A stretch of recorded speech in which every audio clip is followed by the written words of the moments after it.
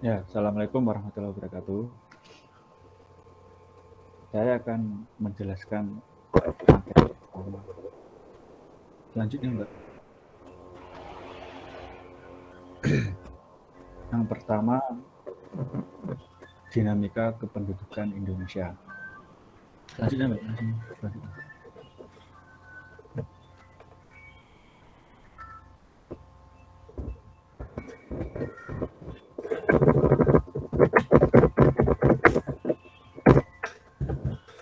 Langsung slide selanjutnya, Mbak.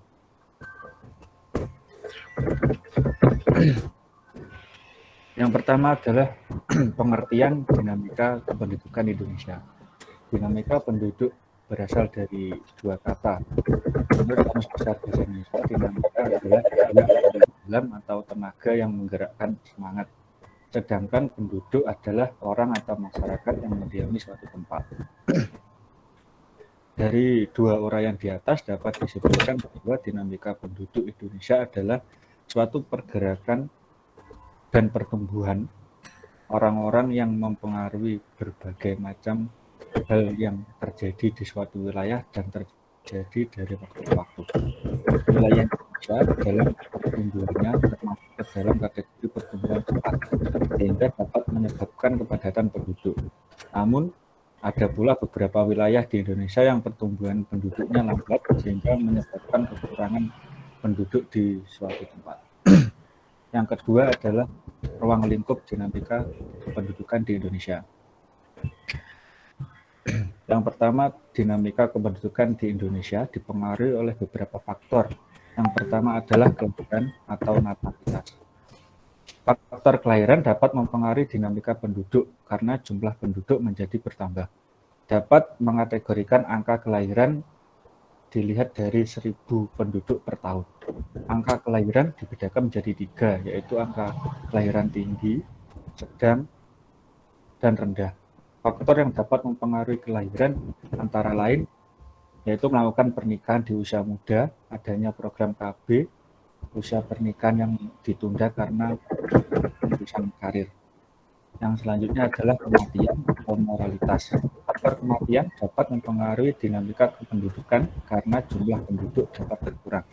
Berkurangnya jumlah penduduk dapat mempengaruhi pertumbuhan penduduk. Hal ini juga dapat menjadi acuan tentang kesehatan di suatu wilayah. Angka kematian dapat dikategorikan dilihat dari jumlah kematian penduduk 1.000 orang per tahun. Angka kematian dibedakan menjadi 3, yaitu angka kematian tinggi, kematian sedang, dan kematian rendah. Faktor yang dapat mempengaruhi kematian adalah kesadaran masyarakat tentang kesehatan yang masih rendah, bencana alam yang sering terjadi di Indonesia, pembunuhan, dan kecelakaan. Yang selanjutnya adalah migrasi. Migrasi penduduk adalah perpindahan tempat tinggal dari suatu wilayah ke wilayah yang lain. Migrasi dibedakan menjadi 5 jenis, yaitu yang pertama emigrasi. Emigrasi adalah perpindahan penduduk dari suatu negara ke negara lain dan menetap di negara tersebut. Yang kedua adalah remigrasi, yaitu perpindahan penduduk dari negara datang menuju ke negara aslinya. Yang ketiga adalah imigrasi, yaitu perpindahan penduduk dari luar negeri yang masuk ke dalam negara tertentu. Yang keempat adalah transmigrasi, yaitu perpindahan penduduk dari suatu pulau ke pulau yang lain di mana jumlahnya lebih sedikit. Yang kelima adalah urbanisasi, yaitu perpindahan penduduk dari desa ke kota yang terjadi di suatu negara.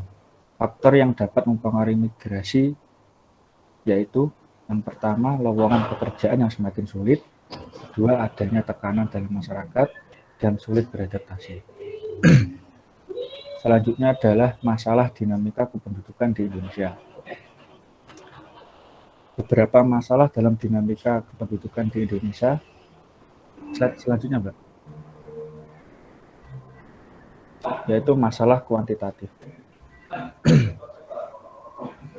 Yang pertama adalah sumber data kependudukan. Sumber data kependudukan dalam proses pengumpulannya dapat dibedakan menjadi 3, yaitu sensus penduduk. Sensus penduduk adalah keseluruhan proses pengumpulan menghimpun dan menyusun serta menerbitkan data sosial yang menyangkut semua orang pada waktu tertentu, pada wilayah tertentu, dan pada negara tertentu. Sensus penduduk dibedakan menjadi dua, yaitu sensus de facto dan de jure. Sensus de facto adalah metode sensus ini dilakukan pada penduduk yang menetap maupun tidak menetap, dan sensus de jure adalah sensus ini dilakukan untuk mengetahui penduduk yang menetap maupun belum menetap atau yang belum resmi tercatat dalam penduduk setempat. Yang kedua adalah registrasi penduduk. Registrasi penduduk adalah sistem yang dilakukan oleh petugas dinas setempat meliputi pencatatan kelahiran, kematian, pernikahan, perceraian, dan perubahan tempat tinggal dan adopsi. Selanjutnya adalah survei. Hal ini dari sensus penduduk dan registrasi penduduk tentunya memiliki keterbatasan. Untuk mengatasi keterbatasan tersebut, hal ini perlu dilakukan survei yang dimana informasi yang diperoleh lebih luas dan mendalam. Yang kedua adalah masalah kualitatif. Masalah kualitatif yang pertama adalah masalah pendidikan, di mana di Indonesia sebagai negara berkembang memiliki relatif pendidikan yang cenderung menengah ke bawah, bahkan masih kurang. Contohnya di daerah-daerah pedalaman, daerah timur. Juga banyak masyarakat di timur-timur memilih untuk pindah ke Pulau Jawa demi mendapatkan akses pendidikan yang layak. Beberapa hal yang menyebabkan tingkat pendidikan di Indonesia sangat rendah adalah yang pertama, tingkat kesadaran masyarakat Indonesia untuk mengenyam pendidikan masih rendah. Yang kedua, sarana pendidikan yang kurang memadai. Yang ketiga, pendapatan per kapita penduduk Indonesia yang masih rendah. Yang kedua adalah masalah kesehatan. Tingkat kesehatan di suatu negara, baik maju atau berkembang, dapat dilihat dari angka kematian penduduknya. Karena angka kematian berkaitan dengan kualitas kesehatan suatu negara. Beberapa hal yang menyebabkan tingkat kesehatan rendah, yang pertama adalah kurangnya sarana dan pelayanan kesehatan, kurangnya kebutuhan air bersih bagi penduduk, pengetahuan kesehatan yang tergolong masih minim, terjadinya penyakit menular, lingkungan penduduk yang cenderung kumuh dan tidak sehat. Slide selanjutnya, Mbak. Belum. Yang selanjutnya masalah tingkat penghasilan atau pendapatan. Tingkat penghasilan atau pendapatan negara biasanya diukur dari pendapatan per kapita, yaitu jumlah pendapatan rata-rata penduduk di suatu negara. Beberapa hal yang dapat menyebabkan tingkat penghasilan rendah, yaitu pendidikan penduduk rendah sehingga tidak cukup tenaga ahli yang memadai untuk bersaing. Yang kedua, jumlah penduduk yang tidak terkendali sehingga berdampak pada pekerjaan dan penghasilan. Yang ketiga, masih besarnya angka ketergantungan dan pengangguran.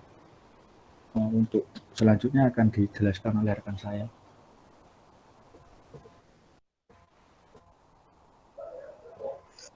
Baik, Assalamualaikum warahmatullahi wabarakatuh. Waalaikumsalam warahmatullahi wabarakatuh. Di sini saya akan menjelaskan materi tentang dinamika skill dan soft skill dalam dunia kerja. Next. Skill merupakan sebuah kemampuan dalam diri seseorang dalam menggunakan ide, pikiran, akal, dan kreativitas dalam melakukan atau menjadikan sesuatu lebih bermakna, sehingga mampu menghasilkan nilai dari hasil pekerjaan. Menurut data, Indonesia bisa saja memiliki dan menikmati bonus demografi pada tahun 2020 sampai tahun 2023. Namun, menurut proyeksi International Labour Organization, hal tersebut tidak diimbangi dan tidak diikuti dengan tenaga ahli untuk mencapai tujuan pembangunan berkelanjutan. Next. Hard skill dan soft skill. Hard skill merupakan suatu keahlian seseorang dalam pengetahuan tertentu yang sesuai dengan kebutuhan pekerjaan tertentu. Sedangkan soft skill merupakan kemampuan, keterampilan, dan sifat lain yang memiliki hubungan dengan kepribadian setiap pelaku daripada pengetahuan formal. Next. Soft skill biasanya mendapatkan perhatian lebih dalam perkembangan kemampuan pegawai di dunia kerja. Soft skill digolongkan menjadi 3 aspek itu. Pertama, kemampuan mengenali diri sendiri. Kecakapan ini meliputi menghayati diri sendiri sebagai makhluk Tuhan dan sebagai anggota dalam suatu masyarakat, mensyukuri kekurangan dan kelebihan diri yang dapat dijadikan modal dalam mengembangkan diri. Yang kedua adalah kemampuan dalam berpikir secara rasional yang terdiri atas kemampuan seseorang berkomunikasi, menggunakan diri untuk dapat menggali info, mengambil suatu keputusan, serta kemampuan seseorang dalam memecahkan masalah yang muncul. Yang ketiga adalah kecakapan sosial yang ditandai dengan keahlian seseorang bekerja sama, berkomunikasi dengan empati, serta kemampuan seseorang dalam memberikan pengaruh. Next.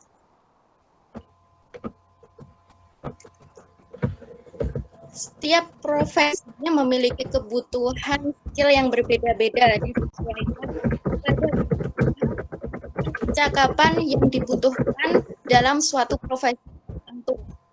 Perusahaan biasanya memerlukan tenaga kerja pasti mencari pegawai dengan keterampilan kerja yang profesional disesuaikan dengan kebutuhan perusahaan. Ada banyak keterampilan yang diperlukan untuk dapat menyelesaikan tugasnya seperti kemampuan berkomunikasi yang sangat diperlukan dalam dunia kerja.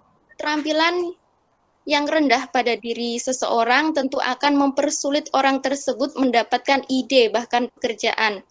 Aspek pada keterampilan soft skill sangat penting dan diperhatikan dalam penerimaan pegawai terutama dengan soft skill yang diprioritaskan yaitu beretika, kreatif, dan berintegritas. Kemampuan dan skill setiap manusia tentu berbeda, namun pengembangan skill pada dasarnya dapat dilakukan sejak masa pendidikan melalui pelatihan atau juga bisa melalui otodidak. Next. Dari pendidikan dan pelatihan yang disediakan untuk mendorong seseorang mendapatkan bakat dan mengenali ahlinya, kondisi fisik juga harus diperhatikan. Di masa saat ini hampir banyak tenaga manusia digantikan oleh mesin. Pendidikan sumber daya manusia yang berkualitas harus menjadi salah satu hal yang diprioritaskan. Dengan menjamin hal tersebut, maka akan didapatkan pencapaian kesejahteraan masyarakat Indonesia. Jika sumber daya manusia berkualitas dengan kemampuan skill dan soft skill yang baik, maka dunia industri di Indonesia juga akan otomatis maju. Next. Selanjutnya adalah materi perencanaan tenaga kerja serta penduduk dan pembangunan. Selanjutnya. Menurut George Milkovich dan Paul, perencanaan tenaga kerja adalah suatu proses peramalan, pengembangan, implementasi, dan kontrol yang dapat menjamin perusahaan memiliki ketepatan dan kesesuaian pada jumlah pegawai, penempatan pegawai secara benar berdasarkan waktu yang tepat dan otomatis lebih menghasilkan manfaat. Fungsi dari perencanaan kerja adalah untuk memungkinkan tenaga kerja dapat dimanfaatkan secara lebih maksimal dan lebih baik. Paling tidak terdapat pedoman yang mampu digunakan dalam penggunaan tenaga kerja secara efektif dan efisien.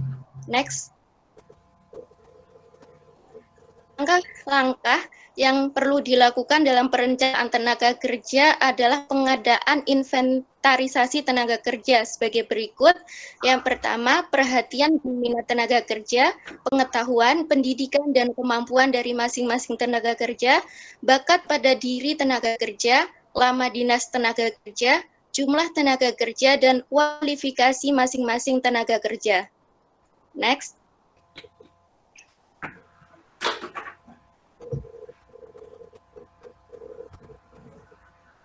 Ya, Mbak. Selanjutnya adalah proyeksi tenaga kerja. Proyeksi data tenaga kerja. Badan Pusat Statistika Indonesia membuat suatu proyeksi penduduk Indonesia yang didasarkan pada sensus penduduk tahun 2010. Proyeksi tersebut dibuat menggunakan metode komponen yang didasarkan pada asumsi yang berkaitan mengenai kecenderungan kelahiran, kematian, dan angka perpindahan penduduk antar provinsi yang mungkin terjadi selama periode 25 tahun mendatang. Proyeksi ketenaga kerjaan dilakukan untuk menganalisa pasar tenaga kerja dan menyediakan informasi penting untuk membuat kebijakan dalam penyedia layanan ketenaga kerjaan yang didasarkan pada tingkat pertumbuhan penduduk sehingga dapat menjadi acuan pembangunan selanjutnya. Next.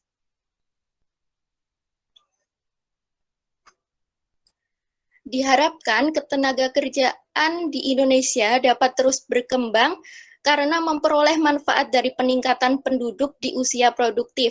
Diharapkan pula hal ini dapat mendorong pembangunan ekonomi dan industri di negara Indonesia. Next. Selanjutnya materi akan disampaikan oleh Mbak Puput.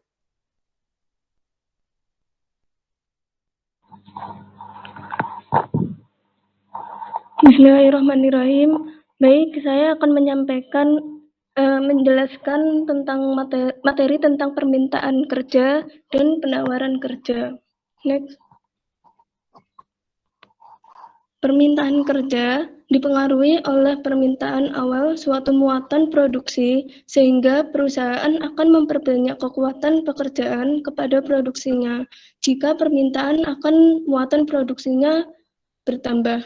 Dalam hubungannya dengan energi pekerjaan, permintaan tenaga kerja yaitu hubungan jarak tingkat pendapatan dan perkiraan pekerjaan yang dikehendaki oleh pengusaha untuk dipekerjakan.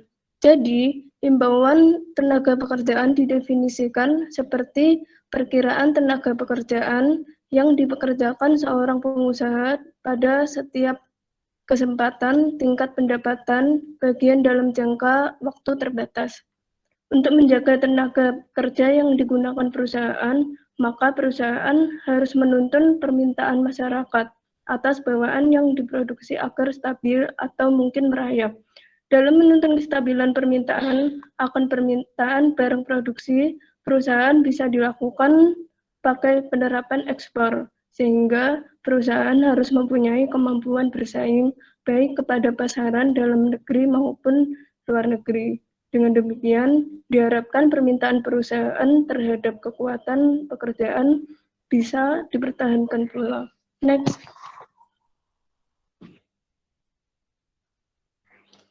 Penawaran kerja.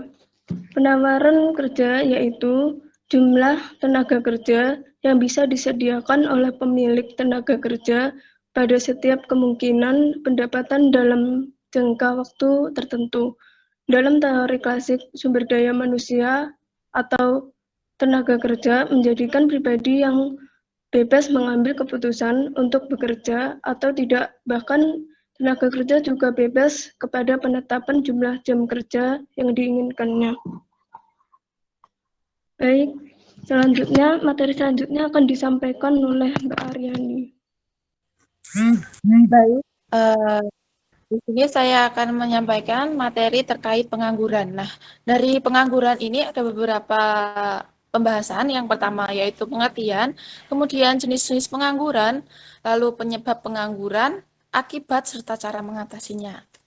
Nah, untuk pengertiannya sendiri, menurut Sardono Sukirno, pengangguran adalah suatu keadaan di mana seseorang yang tergolong dalam angkatan kerja ingin mendapatkan pekerjaan tetapi belum memperolehnya. Kemudian pengangguran itu sendiri adalah keadaan di mana orang ingin bekerja namun tidak mendapatkan pekerjaan. Nah, pengangguran pun terdapat beberapa jenis. Yang pertama, jenis pengangguran berdasarkan penyebabnya. Yang pertama, pengangguran konjungtur, yaitu pengangguran karena perubahan tingkat kegiatan perekonomian. Kemudian pengangguran struktural, yaitu pengangguran karena perubahan struktur ekonomi di suatu negara.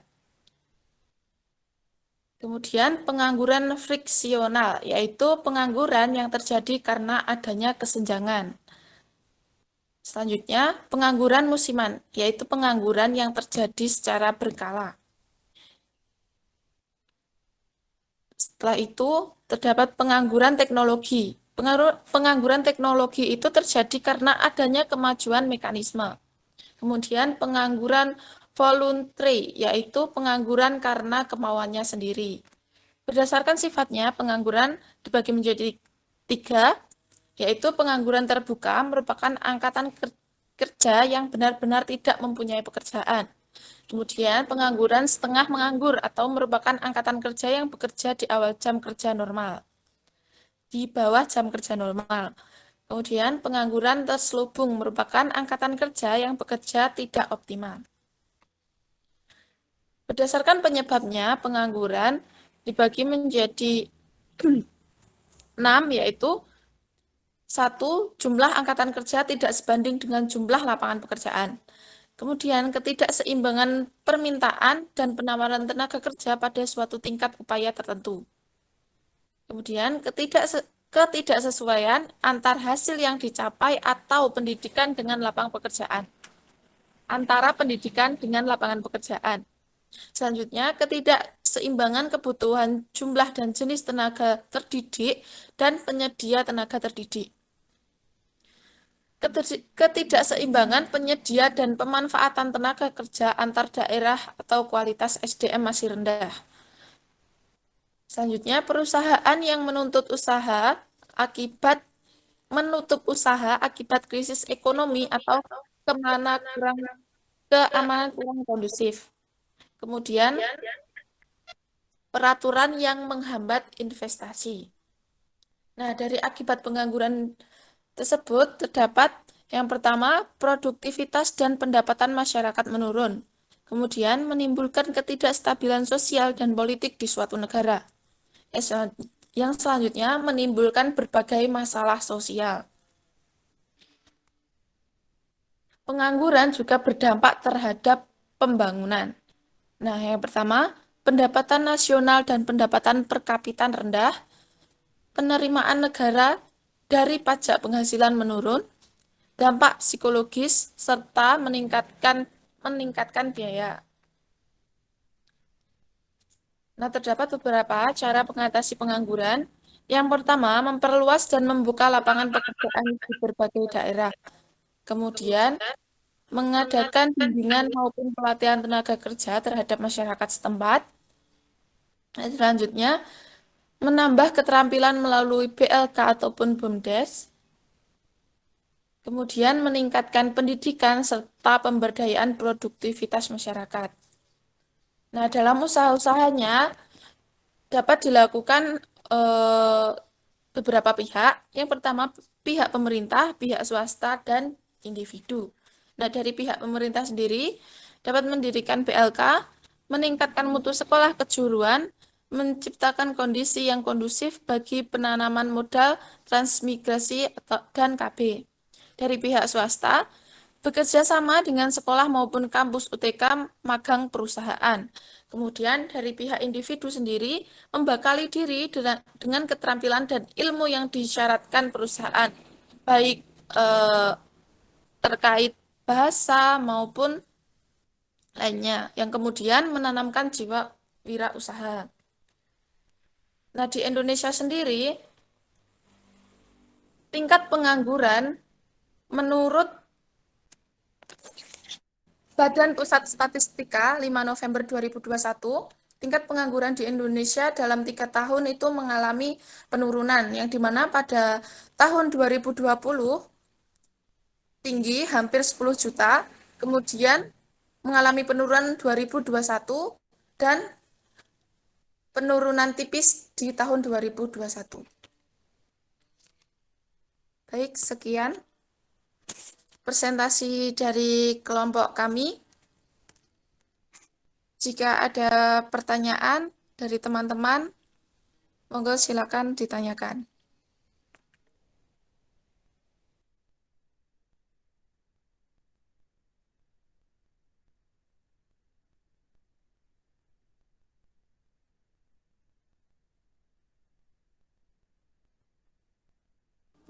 Mohon maaf Pak, masih di mute.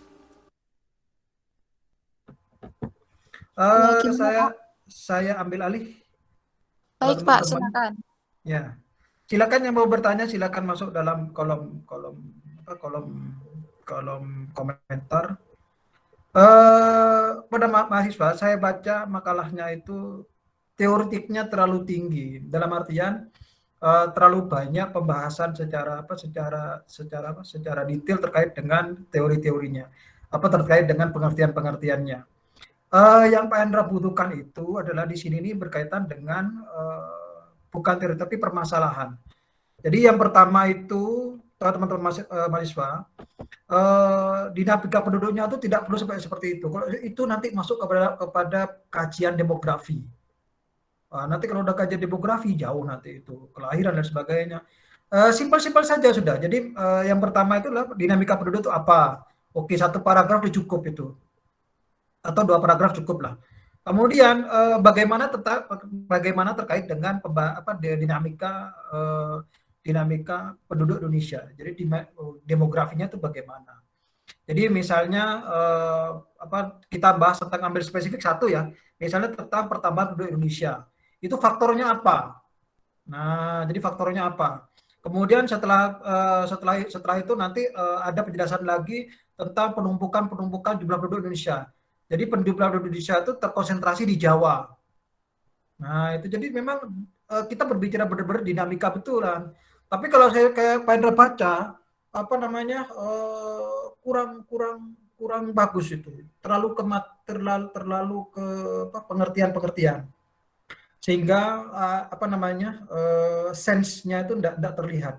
Jadi ambillah satu pengertian atau apa gitu. Kemudian langsung fokus pada dinamika penduduk Indonesia. Misalnya pembahasannya kita ambil terkait dengan pertambahan penduduk Indonesia, apa faktor pendukungnya?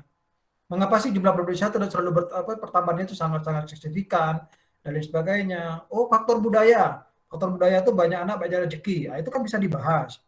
Kemudian faktor agama, yaitu Indonesia itu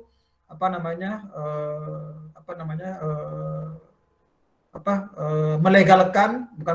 Indonesia itu menganjurkan menikah kalau sudah waktunya cukup menikah dan memiliki keturunan. Menganjurkan agama juga menganjurkan seperti itu. Beda dengan Amerika Serikat, kemudian Ukraina juga berbeda, kemudian di Jerman juga berbeda. Beberapa negara di dunia itu berbeda terkait dengan penduduk. Mereka lebih mengutamakan kualitas daripada kuantitas. Sehingga beberapa tahun yang akan datang mereka akan kekurangan jumlah, akan kekurangan kuantitas jumlah, tapi kualitas bagus. Salah satu contohnya mereka tidak akan menikah kalau belum punya rumah, belum punya mobil dan nyaman dan sebagainya. Rata-rata pernikahan itu di umurnya 35 tahun ke atas. Kalau di luar negeri. Gitu. Jadi memang ini satu fenomena. Kalau Indonesia kan beda. Di bawah belasan udah menikah di Indonesia. Faktor budaya Indonesia. Nah, ini kan faktor dinamika penduduk. Kemudian salah satu lagi di Jerman itu sampai diberi ultimatum para orang-orang yang menikah bahwa kalau punya anak nanti akan dikasih subsidi sama pemerintah. Nah, itu dia. Dikasih jaminan. Beda dengan Jepang. Jepang itu menikah juga trennya juga hampir sama dengan orang luar. Mereka tidak akan menikah kecuali punya hidupnya sudah mapan seperti itu. Tapi di Jepang itu sudah setara mengkhawatirkan sekarang akibat dari yang namanya gila kerja, mereka tuh enggan menikah. Akhirnya pernikahan itu dianggap sesuatu yang tidak baik bagi mereka dan itu dapat dapat mengganggu pekerjaan dan sebagainya. Sehingga sekarang di Jepang itu dulu di tahun 90-an menginjak tahun 2000 itu Jepang itu malah memberikan subsidi bagi orang yang menikah dan punya anak. Tapi sekarang berbeda. Bagi yang menikah kemudian punya anak, anaknya itu tidak boleh lebih daripada 1. Kalau lebih dari 1 cuma 1 yang disubsidi di Jepang. Nah, jika anak berbeda, itu masalah dinamika penduduk. Kenapa? Ini masalah filosofi, ini masalah tentang bagaimana dinamika itu terjadi pada negara tertentu. Kalau Indonesia bagaimana? Tidak terpengaruhi dua tadi. Nah, itu dia dua tadi di Indonesia. Jadi penjelasannya Pak Endra bisa diambil, bisa Anda cari referensinya. Di mana Pak carinya Pak? Di Google Scholar tentang apa namanya pertumbuhan penduduk di Amerika, kemudian di Jepang, di mana saja itu bisa diambil. Kemudian masuk kepada poin B. Masuk pada poin B. Poin B itu dibahas dulu penduduk yang banyak, kemudian dikaitkan dengan skill dan soft skill-nya. Tadi sama mahasiswa itu di slide itu ditampilkan. Tapi di materi Pak Hendra kok tidak ada gitu ya. Itu bagus itu. Menurut siapa tadi itu? Yang pemateri kedua. Materi kedua tadi. Mbak siapa tadi? Mbak Rosa. Nah, LO, Pak. Ya, itu bagus itu tadi di apa? Itu yang Pak Hendra kemarin baca itu bagus itu. Tapi tidak ada di materi itu. Atau ada gambarnya tadi itu. Punyanya siapa tadi itu? Iya, Pak. Saya masukkan masalah. Nah, itu kalau dibahas itu bagus itu. Pak Hendra udah baca juga kemarin itu. Tapi enggak terlihat apa di materinya. Itu yang harusnya dijelaskan secara detail, tapi di materinya kok enggak ada. Wah, gimana ini? Bahkan di materi kedua itu full teoritik. Isinya tuh pengertian soft skill. Kita itu tidak perlu seperti itu. Soft skill sederhana saja. Soft skill itu apa? Kemudian skill itu apa? Sederhana saja. Kemudian nanti baru nanti merajak kepada itu masalah yang ditampilkan itu bagus itu Pak Endra baca juga bagaimana itu yang harusnya dijelaskan. Tapi di materi kedua itu full teoritik. Kita tidak fokus pada soft skill-nya secara pengertian, tapi fokus kepada skill yang dimiliki oleh rakyat Indonesia saat ini, kemudian soft skill yang dimiliki pada saat ini. Nah, itu dia yang perlu kita bahas. Jadi kita tidak perlu bahas secara detail terkait dengan soft skill dan skill-nya. Kemudian selanjutnya ketika itu dibahas, mungkin satu halaman cukup dibahas itu atau 3 paragraf ditambahkan dengan data-datanya yang ada. Kemudian kira-kira di masa yang akan datang itu skill dan soft skill apa yang dibutuhkan? Itu juga dibahas. Jadi istilahnya di masa yang akan datang itu skill apa yang dibutuhkan, soft skill apa yang dibutuhkan di masa yang akan datang. Jadi di masa yang akan datang, kira-kira menurut Pak Hendra apa Pak? Di masa yang akan datang orang-orang itu pekerjaan, kalau dulu pekerjaan itu mengarah kepada wirausaha yang sifatnya ada barangnya, kemudian ada kita bekerja dan tampak seperti itu bekerja. Tapi soft skill di masa yang akan datang tidak seperti itu. Orang-orang bekerja tapi menghasilkan karya dan karyanya itu harus digital. Bagaimana YouTube itu sekarang memeran peranan penting. Dia itu membuka lapangan pekerjaan yang sangat luar biasa. Orang yang tidak paham terkait dengan sinematografi, mereka belajar secara otodidak dan sukses di situ. Jadi di masa yang akan datang itu adalah di mana pekerjaan-pekerjaan yang memang membutuhkan skill terkait dengan media, teknik dan sebagainya itu menjadi salah satu permintaan yang sangat luar biasa. Itu di masa yang akan datang. Makanya skill seperti itu penting. Jadi memang teknologi itu memang di masa yang akan datang itu penguasaan akan teknologi itu akan menjadi salah satu skill yang akan dibutuhkan di masa yang akan datang. Nah, itu dia. Jadi memang yang dibahas itu. Jadi memang tadi permasalahannya ditunjukkan oleh siapa tadi itu pada juga lupa. Kemudian skill yang di masa akan datang itu yang dibutuhkan itu apa? Nah, kemudian yang memang benar-benar grace itu bagaimana sih masyarakat kita ini survive dengan skillnya masing-masing. Itu juga perlu dibahas. Simpel-simpel saja sudah. Tapi yang dibahas itu bagaimana dengan makalah kami, Pak? Terlalu teoritik, terlalu pengertian. Saya lebih cenderung senang dengan pembahasan secara detail terkait dengan permasalahan, terkait dengan skill dan soft skill-nya. Nah, itu dia. Kemudian pada poin ke penawaran dan permintaan. Nah, ini dia. Jadi begini, kira-kira Indonesia itu menawarkan apa kepada investor terkait dengan SDM kita. Habis itu investor tuh maunya apa? Terhadap SDM kita. Intinya seperti itu dah. Jadi di sini diawali oleh investasi di Indonesia yang membutuhkan tenaga kerja, kemudian fokus pada permintaan tenaga kerja yang memang diharapkan oleh investor tersebut. Artinya nanti adalah orang-orang yang memiliki skill-skill tertentu, orang-orang yang memahami tentang memahami tentang teknik-teknik tertentu itu nanti akan bisa survive terhadap permintaan yang dibutuhkan. Tapi orang yang tidak memiliki skill-skill tertentu dalam dunia kerja, maka dia harus memaksimalkan potensi skillnya. Nah, atau paling tidak tuh belajarlah seperti itu. Intinya seperti itu. Kemudian yang paling terakhir itu adalah pengangguran. Nah, pengangguran. Jadi gini, pengangguran tuh fokus pada penganggurannya. Jadi pengangguran itu penyebabnya apa? Mengapa sih Indonesia menganggur? Penyebabnya apa? Pastinya yang paling utama untuk pengangguran itu adalah investasi yang tidak maksimal pada satu negara. Kemudian masyarakatnya atau pemudanya itu tidak memiliki soft skill dan hard skill. Tidak memiliki seperti itu. Terus yang nomor 3 itu adalah pendidikannya tidak maksimal dan lain sebagainya. Kemudian yang itu bisa diambil masalah pengangguran. Kemudian penyebabnya apa saja? Tadi kan sudah Anda sebutkan. Kemudian solusinya apa? Tadi mbaknya ini yang mbak siapa namanya ini? Aryani, Mbak. Ya, Mbak Aryani itu bagus di terakhir itu. Jadi di sisi pemerintah apa, di sisi swasta apa, di sisi individu itu apa. Cuma penekanannya itu fokus di pemerintah. Harusnya sekarang di dunia masa modern sekarang itu memang fokus kepada individu.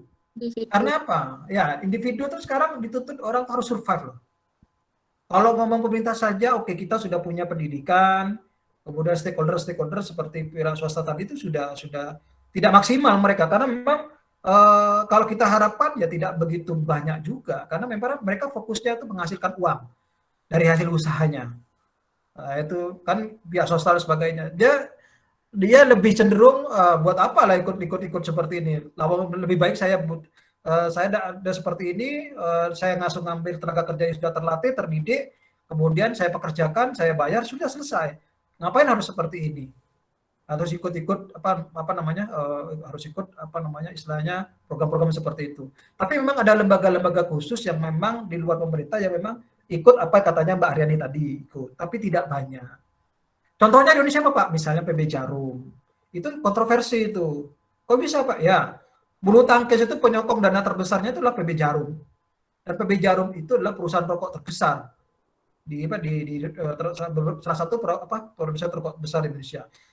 Kontroversinya adalah di satu sisi dia menjual penyakit kepada masyarakat, kemudian hasilnya dibuat untuk olahraga. Kan lucu. Nah, itu dia. Nah, itu kontroversinya di situ. Tapi positifnya itu adalah dia melatih bahkan mendanai terkait dengan menjadi sponsor utama terkait dengan sport yang disukai di Indonesia dan menjadi salah satu sport yang paling bergengsi di Indonesia, yaitu bulu tangkis. Bahkan bulu tangkis punya sejarah panjang di Indonesia, mulai dari Olimpiade Barcelona dan sebagainya sampai juara dunia, Piala Thomas dan sebagainya. Itu memang kontroversinya di situ. Nah, itu bagus, tapi jeleknya tadi itu yang Pak Indra bilang, jual penyakit kemudian uangnya dibuat untuk olahraga. Lah, lucu lah seperti itu. Kemudian yang paling terakhir peran pemerintahnya juga sudah betul, ada yang namanya BLK, apa itu Pak, Balai Latihan Kerja di Surabaya, di Malang ada, beberapa tempat di Indonesia ada. Sudah bagus disebutkan, cuman narasinya kurang bagus. Jadi misalnya dari pemerintah tuh ini, kemudian dari swasta tuh ini, kemudian dari pihak sendiri itu ini. Tapi memang harus fokus pada pihak sendiri, karena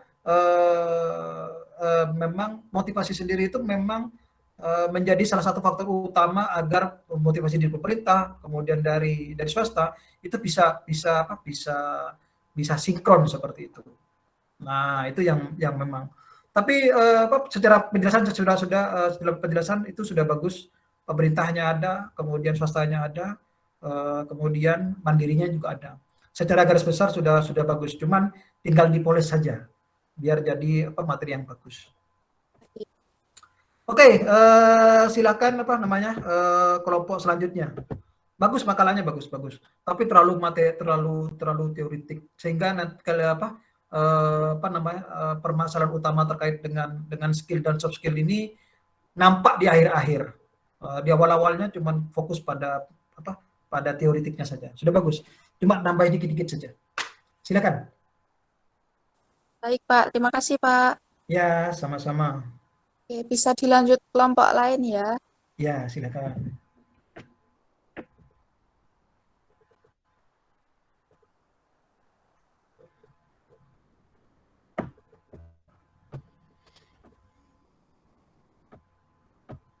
Baik, Assalamualaikum warahmatullahi wabarakatuh. Waalaikumsalam warahmatullahi wabarakatuh. Kami dari kelompok 7 akan mempresentasikan tentang makalah kami yang berjudul pentingnya modal intelektual. Berikut anggota kelompok kami. Yang pertama, Stella, yang kedua Nilta, yang ketiga Iis, yang keempat Novenga. Kemudian materi yang pertama akan disampaikan oleh Mbak Nilta. Monggo Mbak Nilta. Baik, saya akan menyampaikan tentang konsep modal intelektual dalam ekonomi. Konsep modal intelektual atau intelektual kapital sebenarnya tidak memiliki definisi yang pasti. Ada beberapa ahli yang mengatakan definisi modal intelektual secara berbeda karena konsep tentang modal intelektual sangatlah luas dan sering terbagi menjadi beberapa kategori. Sebagai sebuah konsep, modal intelektual merujuk pada modal-modal non-fisik atau yang tidak berwujud atau tidak kasat mata. Modal intelektual pertama kali dipublikasikan oleh Itami, mengartikan bahwa modal intelektual sebagai intangible asset atau aset yang tidak berwujud atau aset yang tidak bersifat fisik, yang meliputi teknologi, informasi pelanggan, brand name, reputasi, budaya organisasi yang tidak ternilai bagi keunggulan kompetitif perusahaan. Sejalan dengan definisi modal intelektual tersebut, Harrison mengatakan bahwa kesuksesan suatu perusahaan sangatlah dipengaruhi oleh usaha-usaha rutin yang dilakukan oleh perusahaan untuk memaksimalkan nilai-nilai intelektual yang ada di dalam perusahaan. Next, Mbak. Selanjutnya, berikut ini adalah definisi modal intelektual menurut beberapa ahli.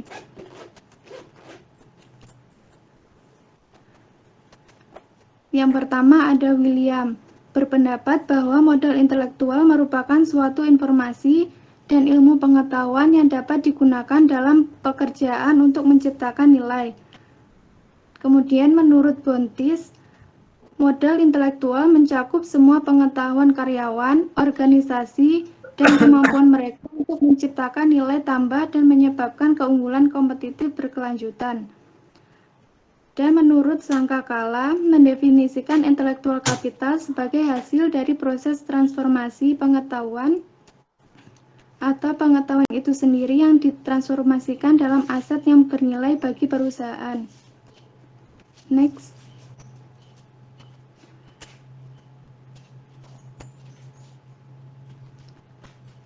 Kemudian kesimpulan dari beberapa definisi para ahli di atas adalah modal intelektual merupakan suatu sumber daya yang dimiliki oleh suatu perusahaan yang nantinya akan memberikan keuntungan yang maksimal di masa depan dengan melihat dari kinerja dalam perusahaan tersebut. Next. Kemudian elemen-elemen modal intelektual. Secara umum, modal intelektual terdapat 3 elemen, yaitu terdiri dari modal manusia, modal organisasi, dan modal pelanggan. Selanjutnya, berikut penjelasannya. Yang pertama yaitu modal manusia. Modal manusia atau human capital adalah keahlian dan kompetensi yang dimiliki karyawan dalam memproduksi barang dan jasa serta kemampuannya untuk dapat berhubungan baik dengan pelanggan. Yang termasuk dalam human capital yaitu pendidikan, pengalaman, dan keterampilan.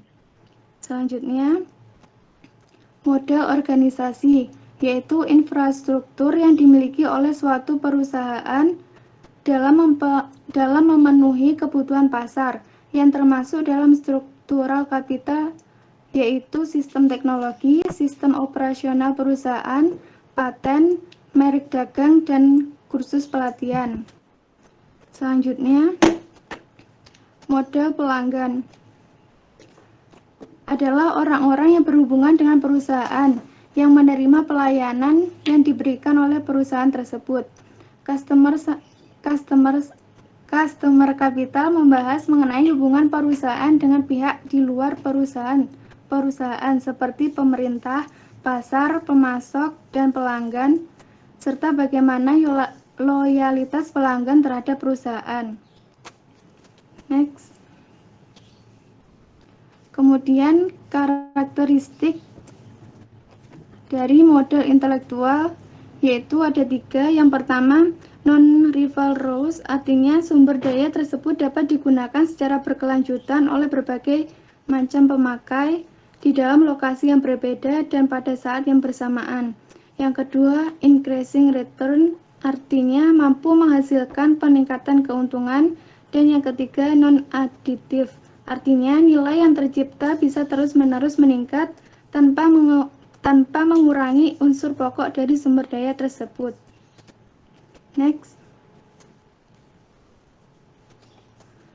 Kemudian pengukuran modal intelektual. Para ahli telah menjelaskan setidaknya ada beberapa alasan suatu organisasi atau perusahaan terus berusaha mencari metode pengukuran modal intelektual. Berikut beberapa alasannya. Yang pertama, untuk membantu penyusunan strategi dalam suatu organisasi. Yang kedua, untuk menilai pelaksanaan strategi. Yang ketiga, untuk mengkomunikasikan hasil pengukuran tersebut dengan pihak lain. Kemudian metode yang digunakan ada 2, yaitu pengukuran non-moneter atau non-finansial dan pengukuran moneter atau finansial. Contoh pengukuran model intelektual berbasis non-moneter yaitu The Balance Scorecard yang dikembangkan oleh Kaplan dan Norton, yaitu menjelaskan misi organisasi dan strategi ke dalam sistem pengukuran kinerja yang komprehensif yang menyediakan kerangka untuk pengukuran strategi dan sistem manajemen. Perspektif dalam BSc ini adalah ada 4, yaitu perspektif keuangan yang berkaitan tentang bagaimana perusahaan melihat pemegang saham. Kemudian yang kedua ada perspektif pelanggan berkaitan tentang bagaimana customer melihat perusahaan. Yang ketiga perspektif bisnis internal yang berkaitan tentang bagaimana kita harus unggul dalam siklus produksi. Dan yang terakhir perspektif pertumbuhan dan pembelajaran yang berkaitan tentang bagaimana meningkatkan dan menciptakan nilai sebagai contoh yaitu presentasi penjualan dari produk baru. Next. Kemudian contoh pengukuran model intelektual berbasis moneter yaitu Value Added Intellectual Coefficient yang dikembangkan oleh Ante Pulik.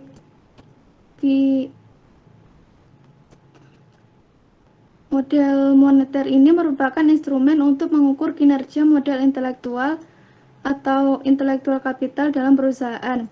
Metode ini digunakan untuk mengukur seberapa dan bagaimana efisiensi intellectual capital dan capital employed dalam menciptakan nilai berdasarkan pada hubungan 3 komponen utama yaitu human capital, capital employed, dan structural capital.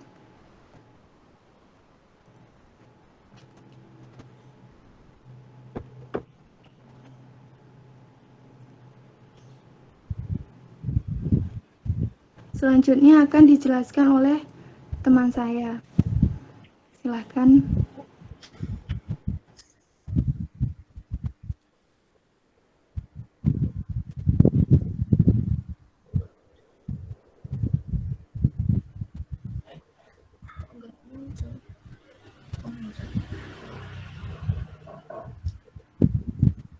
Yang selanjutnya, konsep intelektual kapital berbagai tujuan. Sebagai sebuah konsep, merujuk pada model-model non-fisik atau tidak berwujud atau tidak kasat mata. Intelektual kapital terkait dengan pengetahuan dan pengalaman manusia serta teknologi yang digunakan. Intelektual kapital memiliki profesi memajukan organisasi dan masyarakat. Society of Management Accountant Kanada mendefinisikan intelektual kapital sebagai item pengetahuan yang dimiliki oleh manusia yang kemudian masuk ke dalam perusahaan yang akan menghasilkan keuntungan di masa yang akan datang bagi perusahaan. Intelektual kapital dianggap sebagai pengetahuan dengan nilai yang potensial apabila pengetahuan tersebut dapat memberikan manfaat bagi perusahaan. Oleh karena itu, intelektual kapital dapat dikatakan sebagai pengetahuan, tetapi bukan setiap pengetahuan. Sebuah organisasi pada hakikatnya tidak dapat menciptakan pengetahuan atas usaha sendiri. Pengetahuan tercipta atas inisiatif individu dan interaksi yang terjadi dalam kelompok individu yang nantinya akan terkristalisasi lewat proses dialog, diskusi, berbagai pengalaman, dan observasi. Dalam hal ini, pengalaman juga dapat dianggap sebagai unsur adanya intelektual kapital dalam perusahaan, namun sifatnya yang bersifat personal. Di mana kita dapat menemukan intelektual kapital dalam perusahaan? Intelektual kapital dapat ditemukan dari 3 tempat, yaitu karyawan, sistem dan organisasi, dan pelanggan. Bahwa dalam PSAK nomor 19 bahwa untuk memenuhi definisi aset tidak berwujud, suatu sistem harus dapat memenuhi unsur keteridentifikasian, adanya pengendalian sumber daya, dan adanya manfaat ekonomis di masa depan.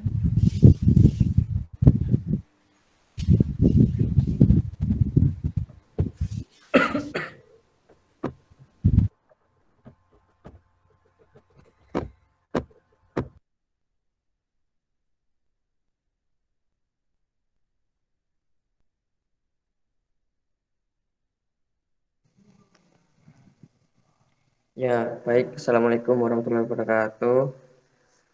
Ini saya akan menjelaskan analisis modal intelektual. Waalaikumsalam warahmatullahi wabarakatuh. Analisis modal intelektual Indonesia. Modal intelektual merupakan sebuah sumber daya berupa pengetahuan. Dari pengetahuan tersebut akan menjadi modal intelektual. Apabila pada suatu perusahaan yang pada akhirnya dapat mendatangkan keuntungan di masa depan untuk perusahaan yang mana dari pengetahuan akan menjadi modal intelektual jika diciptakan, dijaga dan diupgrade dan mengutamakan aturan yang baik. Dalam era sekarang, khususnya di era globalisasi mencangkup segala aspek sangatlah memprioritaskan hal yang terbaik sehingga mengharuskan perusahaan untuk meningkatkan mutu dan kualitas. Keberhasilan tidaknya suatu perusahaan dipengaruhi oleh kinerja yang dapat diukur melalui rasio keuangan perusahaan tersebut. Menurut peneliti, modal intelektual adalah sumber daya dalam lingkup pengetahuan yang tersedia pada perusahaan pada akhirnya juga akan mendatangkan keuntungan di masa depan bagi perusahaan itu sendiri.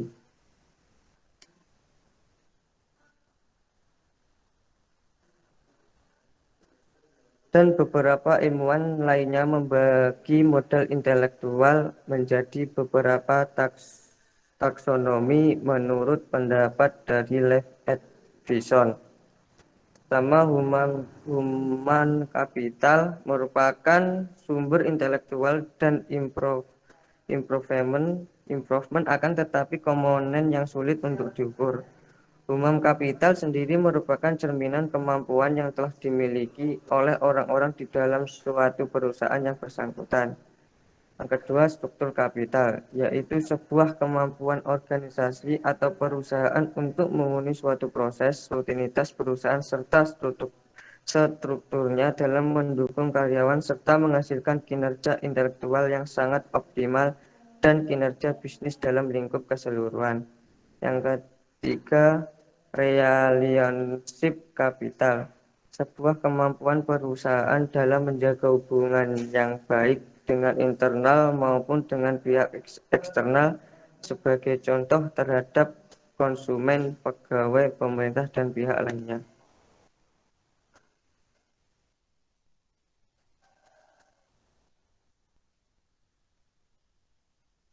Nah, beberapa tabel tersebut klasifikasi dan komponen modal intelektual.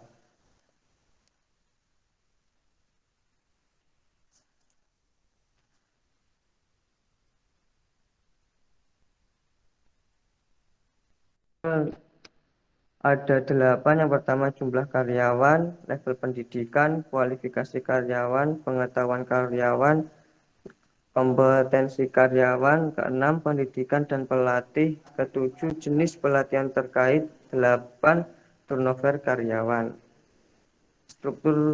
Struktural kapital ada 15. Yang pertama visi misi, kode etik. Ketiga, hak paten. 4, hak cipta. 5, trademark. 6, filosofi manajemen. 7, budaya organisasi. 8, proses manajemen. 9, sistem informasi. 10, sistem jaringan. 9, corporate governance. 12, sistem pelaporan pelanggaran. 13, analisis kinerja keuangan komprehensif. 14, kemampuan membayar hutang. 15, struktur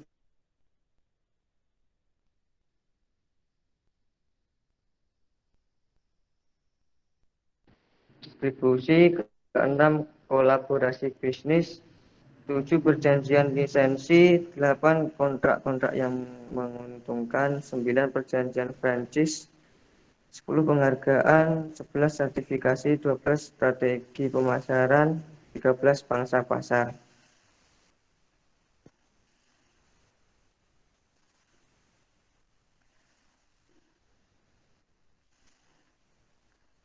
Dalam upaya dalam hal memberikan penilaian pada modal intelektual sangatlah penting yang dikembangkan menjadi 5 fokus, yaitu yang pertama fokus terhadap keuangan, yang kedua fokus terhadap konsumen, yang ketiga fokus terhadap apa yang sedang dilakukan, yang keempat fokus terhadap inovasi yang terbarukan, yang kelima fokus kepada manusia.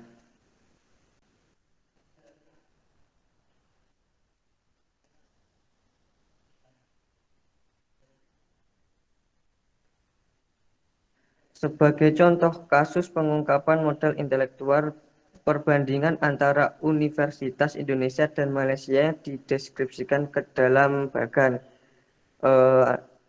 Bisa dilihat di layar itu, yang merah itu Indonesia dan yang putih itu Malaysia. Pada bagan tersebut menunjukkan bahwa hasil dari pengungkapan modal intelektual dari Universitas Indonesia dan Malaysia menunjukkan hasil yang relatif sama. Modal intelektual merupakan sumber yang berupa pengetahuan dalam keberlanjutan sebuah perusahaan atau instansi terkhusus pada saat ini di masa globalisasi yang mana semuanya harus baik dan terencana. Untuk menyeimbangnya dengan modal intelektual diupayakan kualitas dan kuantitas baik sumber daya manusia maupun perekonomian tetap berjalan dan stabil.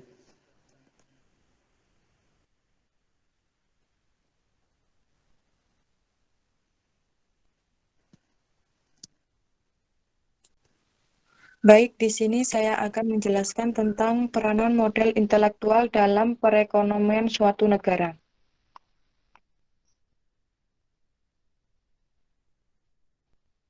Sering dengan berkembangnya zaman, persaingan ekonomi semakin ketat. Siapa yang berpotensi maka semakin memiliki kesempatan untuk berperan dalam perekonomian suatu negara, dan siapa yang tidak berpotensi maka akan semakin tertinggal. Hal ini dikarenakan perekonomian semakin maju dan terus berkembang. Seiring dengan perkembangan perekonomian, lahir sebuah konsep modal intelektual. Menurut KBBI, yaitu suatu tindakan, aturan, atau cara berekonomi. Ekonomi merupakan suatu ilmu yang berkaitan dengan perilaku serta tindakan manusia untuk memenuhi kebutuhan hidupnya. Perilaku serta tindakan tersebut diharapkan dapat meningkatkan kesejahteraan hidup. Dalam meningkatkan kesejahteraan hidup perlu memegang 3 prinsip konsep, yaitu produksi, distribusi, dan konsumsi. Peranan modal intelektual dalam perekonomian sangat berpengaruh terhadap kinerja karyawan. Dalam langkah panjang, modal intelektual dapat digunakan suatu organisasi untuk menciptakan kinerja suatu sesuai harapan dan sebagai alat untuk evaluasi terhadap kinerja karyawan. Pada dasarnya, yang menyebabkan maju dan berkembangnya suatu organisasi juga didukung dengan modal intelektual yang dimiliki oleh suatu organisasi. Human Capital, sudut pandang karyawan sebagai aset kunci kesuksesan organisasi sama halnya dengan modal uang. Fokus, berinvestasi jangka panjang guna mengoptimalkan kemampuan karyawan sehingga mempercepat tujuan bisnis suatu organisasi. Fungsinya yaitu mengatur semua aspek karyawan dengan fungsi rekrutmen, manajemen, administrasi, pelatihan, pengembangan suatu bisnis dalam organisasi. Human Capital memandang manusia sebagai kunci utama dalam suatu organisasi yang mana berfungsi untuk mengatur perencanaan strategi dan mengoptimalkan bakat dan keterampilan sumber daya manusia guna merancang strategi bisnis. Human Capital, contohnya di Koperasi Mekar, dapat berpengaruh positif. Hal ini dikarenakan organisasi tersebut mampu mempertahankan karyawan yang memiliki kemampuan dalam menarik pelanggan, sehingga organisasi tersebut mampu mencapai target yang sesuai diharapkan. Struktural kapital memiliki pengaruh signifikan terhadap perusahaan.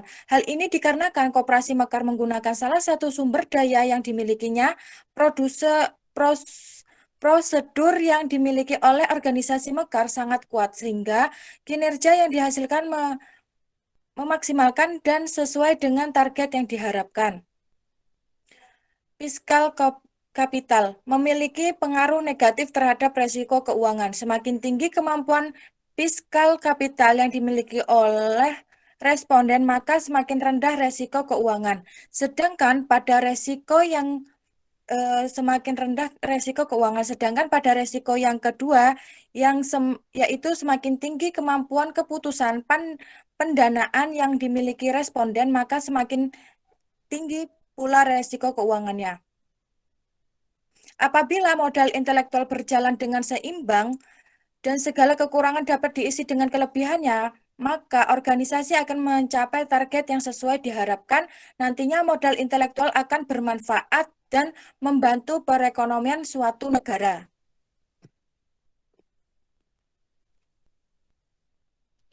Sekian presentasi dari kelompok kami. Mohon maaf apabila ada kesalahan. Wassalamualaikum warahmatullahi wabarakatuh. Apabila ada yang bertanya, monggo teman-teman.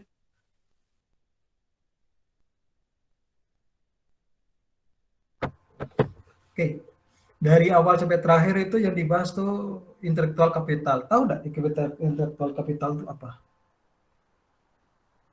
Dalam bahasa sederhana itu apa? Apa?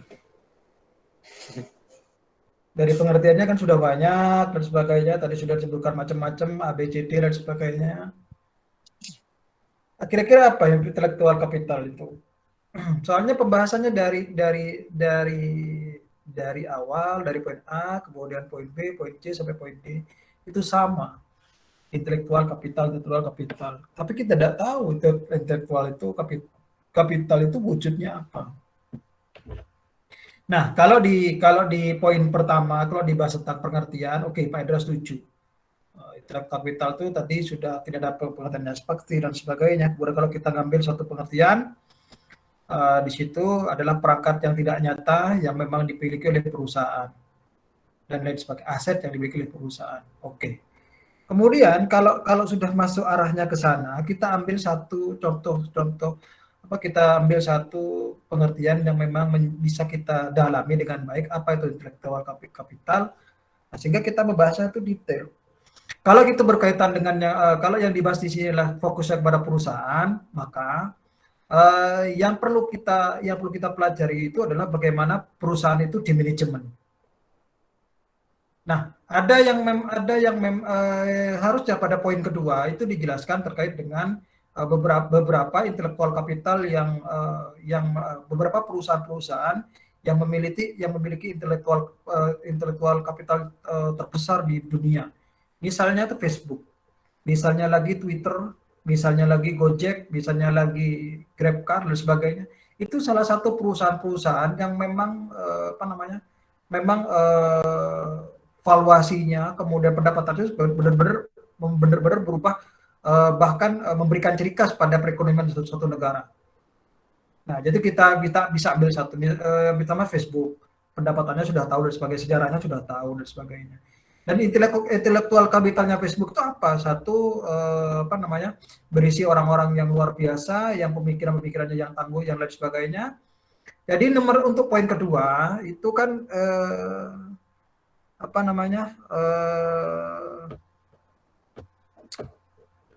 berbicara tentang konsep intelektual kapital dengan berbagai tujuan. Ambil saja satu, itu adalah kita perusahaan. Tujuan perusahaan itu apa? Yang pertama itu adalah valuasi setinggi-tingginya oleh pemiliknya.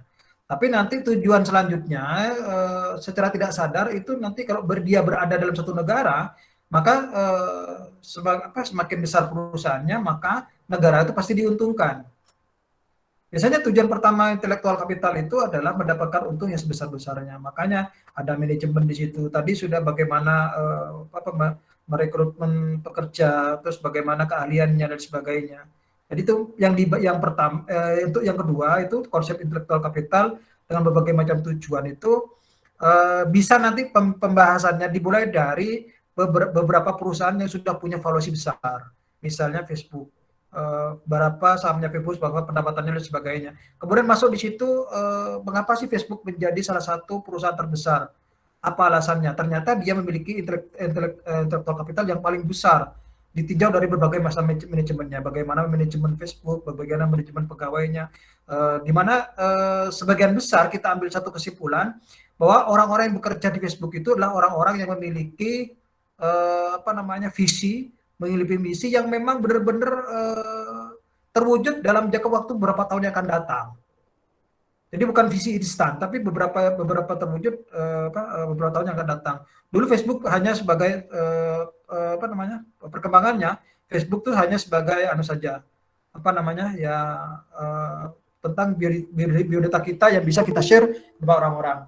Habis itu Facebook bergeser karena faktor gaya hidup dan sebagainya. Facebook itu dijadikan alat untuk eksistensi. Kemudian bergeser lagi, Facebook itu mengarah berubah menjadi yang namanya komunitas-komunitas tertentu. Bergeser lagi, setelah komunitas dia bergeser ke arah bisnis. Bergeser lagi, itu Facebook sudah bukan hanya pada bisnis, tapi fokus itu sudah dia sebagai penyedia akun untuk berbagai bisnis, untuk berbagai macam berbagai macam kebutuhan yang menjadi pendamping dari kebutuhan yang lainnya. Misalnya Anda mau daftar apa harus punya akun Facebook, mau daftar apa punya akun Facebook. Itu dianggap sebagai data valid bahwa diri Anda itu bisa diketahui lewat Facebook tadi. Makanya tadi ternyata modal kapital itu adalah aset yang tidak terlihat. Kemudian dia berkembang dengan luar biasa, menjadi salah satu yang sangat maksimal akibat dari pemikiran-pemikiran orang yang memang punya pemikiran jangka jarak panjang, jangka panjang seperti itu. Jadi memang nomor 2 itu konsep intelektual kapital. Anda sebutkan dulu perusahaannya, kemudian bagaimana manajemennya, bagaimana perubahannya, sehingga nanti intelektualnya masuk di situ. Nah, kenapa masuk? Karena memang Facebook itu memiliki perubahan yang sangat luar biasa. Kita langsung ambil contoh saja. Contohnya Facebook misalnya ya. Kemudian contoh lagi beberapa perusahaan-perusahaan yang memang tidak maksimal kemudian jadi perusahaan fenomenal seperti itu. Apa itu Pak? Misalnya Alibaba, Amazon. Nah, itu juga memang salah satu intelektual kapital yang sangat bagus. Yang paling mudah itu untuk dijelaskan itulah Facebook. Dalam artian kalau mau masuk kepada intelektualnya, Facebook itu jelaskan dulu apa, kemudian nanti tujuan Facebook itu apa, perkembangan Facebook itu apa. Setelah itu nanti perkembangannya nanti seperti apa, perkembangan Facebook itu dari masa ke masa seperti apa sampai sekarang. Sehingga perkembangan dari masa ke masa sampai sekarang itu bisa nanti diambil kesimpulan bahwa orang-orang yang bekerja di Facebook itu adalah orang-orang yang memiliki visi dan imajinasi yang berbeda dengan orang-orang yang lainnya. Sehingga Facebook itu besar sampai sekarang, dan itu adalah salah satu modal intelektual dalam satu perusahaan agar perusahaan itu bisa mencapai keadaan maksimal seperti sekarang ini. Nah, itu dia. Jadi kalau kita fokus kepada intelektualnya, tidak menyebutkan contohnya, maka kita muter-muter di situ terus. Kemudian yang poin ketiga, analisis modal intelektual di Indonesia. Ambil contoh begini. Ambil contoh perusahaan-perusahaan yang besar-besar dan menjadi peran sentral di Indonesia. Kira-kira apa, Pak? BUMN. BUMN itu adalah perusahaan besar milik negara Indonesia. Di dalamnya itu ada Pertamina, ada Pertamina, terus ada beberapa perusahaan anak perusahaan seperti perbankan, kemudian Pertamina, dan itu menjadi salah satu modal penting di Indonesia. Pertamina kita tahu sekarang yang mengatur terkait dengan penggunaan minyak, harga minyak dan bakar di Indonesia. Kemudian seperti ya, kalau di luar yang lainnya, misalnya lagi perusahaan-perusahaan yang memang di bawah ini perbankan misalnya, kita lihat perbankan yang memang sudah menyediakan jasa keuangan negara dan sebagainya. Nah, itu dia kita bisa lihat itu Indonesia itu saja. Jadi kita punya perusahaan BUMN, kemudian di dalamnya itu ada Pertamina, ada perbankan dan lain sebagainya. Nah, jadi analisis modalnya Indonesia itu adalah perusahaan itu. Jadi bagaimana perusahaan berkembang dan sebagainya. Oke. Memang perusahaan-perusahaan BUMN Indonesia tidak lepas dari yang namanya politik. Seperti presiden sekarang yang memilih Erick Thohir sebagai komisaris dari BUMN. Itu artinya kita bisa melihat kenapa sih Pak Erick Thohir itu dipilih. Karena satu, dia tuh seorang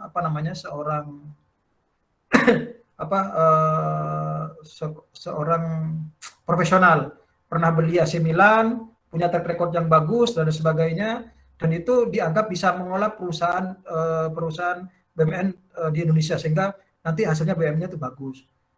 Anda boleh ngambil dari sisi di situnya, sehingga nanti bagaimana perkembangan BUMN Indonesia dari masa ke masa sampai saat ini dan lain sebagainya. Itu bisa ngambil di situ. Kemudian yang terakhir itu adalah peranan modal intelektual dalam perekonomian suatu negara. Bagaimana sih perusahaan-perusahaan ini yang memang berkembang sangat pesat itu, kemudian dalam perekonomian negara. Otomatis kalau kita punya perusahaan besar Indonesia, otomatis harus buka yang namanya lapangan pekerjaan. Otomatis harus buka investasi beberapa daerah. Nah, itu dijelaskan. Investasi yang masuk kepada Indonesia terkait dengan kerjasama, misalnya jasa ojek online, kemudian jasa dari kerjasama pembelian minyak, kemudian jasa apa lagi yang berkaitan dengan keuangan dan sebagainya. Nah, itu bisa diambil di situ. Itu kita dapatnya dari mana, Pak? Nah, itu kita bisa dapatnya dari Google Scholar terkait dengan peranan modal intelektual dalam perekonomian suatu negara. Itu dia. Kita tahu bahwa ojek online sekarang menjadi salah satu idaman di Indonesia karena sudah banyak yang bekerja di situ. Bahkan kalau kita lihat ya, ada salah satu perusahaan yang nilainya itu awalnya sedikit, kemudian hanya beberapa tahun itu nilainya jadi triliunan. Nilai dalam beberapa tahun, kalau tidak salah 5 tahun sudah jadi triliunan. Apa itu, Pak? Rans Entertainment, itu miliknya Raffi Ahmad. Raffi Ahmad itu awalnya kan blogger YouTuber, kemudian berkembang menjadi salah satu perusahaan, dan itu kemarin tuh salah satu perusahaan dengan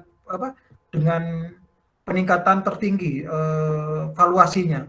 Berarti di situ ada modal intelektual yang memang benar-benar menjadi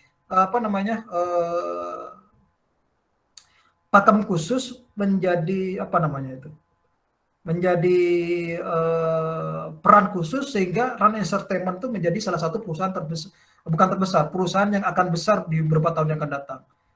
Bukan hanya besar, sekarang valuasinya saja sudah hampir mencapai 3T sekarang, valuasinya itu sekarang. Luar biasa itu. Dia berdirinya cuma katanya 5 tahun. Bagaimana dia berdiri dan sebagainya, Pak Indra mengikuti, itu dibahas oleh Dr. Nugroho. Bagaimana modal intelektual suatu perusahaan itu bisa bergerak jadi sangat luar biasa. Bahkan image dari pemiliknya itu akan mendongkrak bagaimana perusahaan itu akan berjalan, bagaimana perusahaan itu akan berkembang. Kalau Running Entertainment tuh Raffi Ahmad memang ikonnya. Kemudian kalau di luar negeri ada yang namanya pernah dengar yang namanya SpaceX, Tesla, Elon Musk. Dia secara ikonik, Elon Musk itu memberikan pernyataan bahwa perkembangan Tesla itu memang tidak dari dulu dan sekarang itu berkembang pesat. Dulu Tesla itu berkembang dengan beberapa pabrikan mobil yang menggunakan bensin, tapi setelah Elon Musk datang, dia mengatakan Tesla tidak boleh berlomba-lomba dalam hal menciptakan kendaraan yang menggunakan mesin dengan bahan bakar bensin. Tapi Tesla harus benar-benar berubah dari itu, harus dari tenaga listrik. Awalnya tidak disetujui, tapi berkat pemikiran dari Elon Musk itu, kemudian kerja sama tim yang bagus, kemudian dapatkan tim-tim yang handal yang memang profesional di bidangnya, akhirnya Tesla itu salah satu penghasil mobil listrik terbesar, dan bahkan tidak sampai hari ini, sampai detik ini, itu kompetitornya atau pesaingnya itu banyak meniru punyanya Tesla, sehingga Tesla sekarang tidak punya kompetitor. Dan di sini modal intelektualnya adalah di mana pemiliknya itu menjadi salah satu brand ambassador yang memang benar-benar memiliki visi dan misi yang luar biasa beberapa tahun yang akan datang. Nah, bisa masuk ke situ arahnya. Jadi sehingga dalam pembahasan selanjutnya untuk modal intelektual itu lebih kepada kesimpulan akhir.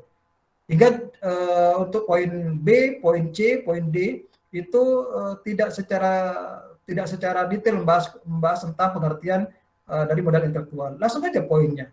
Kalau yang poin yang kedua itulah bagaimana seperti tujuan dan sebagainya, sebut saja tutup perusahaan. Bisa tadi perusahaan Tesla, SpaceX, kemudian di mana figur utamanya itu Elon Musk, kemudian Running Entertainment, figurnya Raffi Ahmad, di mana perusahaan ini berkembang valuasinya itu begitu cepat dalam jangka waktu yang sangat cepat, yang sangat pendek. Apa alasannya? Itu bisa dianalisis. Nah, ditinjau dari ownernya, ditinjau dari cara kerjanya, ditinjau dari visi misinya, ditinjau dari apa yang mereka gunakan, bagaimana mereka memandang tren. Nah, itu yang memang perlu dijelaskan. Sehingga nanti modal intelektual itu dia itu hanya bagian terkecil yang menjelaskan bahwa semuanya itu memang butuh intelektual, butuh aset yang tidak terlihat, dan itu menjadi menentukan bagaimana aset yang tidak terlihat ini menghasilkan perekonomian yang bagus, menghasilkan untung yang sangat luar biasa. Nah, maksudnya ke situ. Ada pertanyaan dari teman-teman? Silakan kalau ada pertanyaan.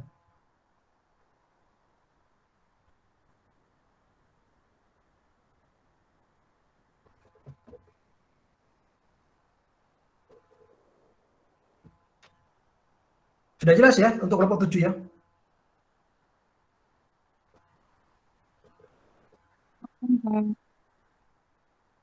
Kalau udah jelas gimana Pak? Oh, kalau udah jelas gampang. Di YouTube itu sudah ada yang menjelaskan tentang modal intelektual. Banyak di situ. Di YouTube dijelaskan tentang modal intelektual. Ada sudah beberapa tentang penjelasan modal intelektual. Bagaimana perusahaan menggunakan modal intelektual. Itu sudah ada di YouTube. Tinggal diramu, kemudian dicari pengertian yang sudah paham, kemudian cari mananya di beberapa artikel, nanti bisa disusun ulang. Ada yang mau ditanyakan? Yuk, yang mau ditanyakan. Apa sudah capek mahasiswa ini? Pak Anda dari pagi mengajar? Lapar Pak? Enggak, cuma butuh makan saja.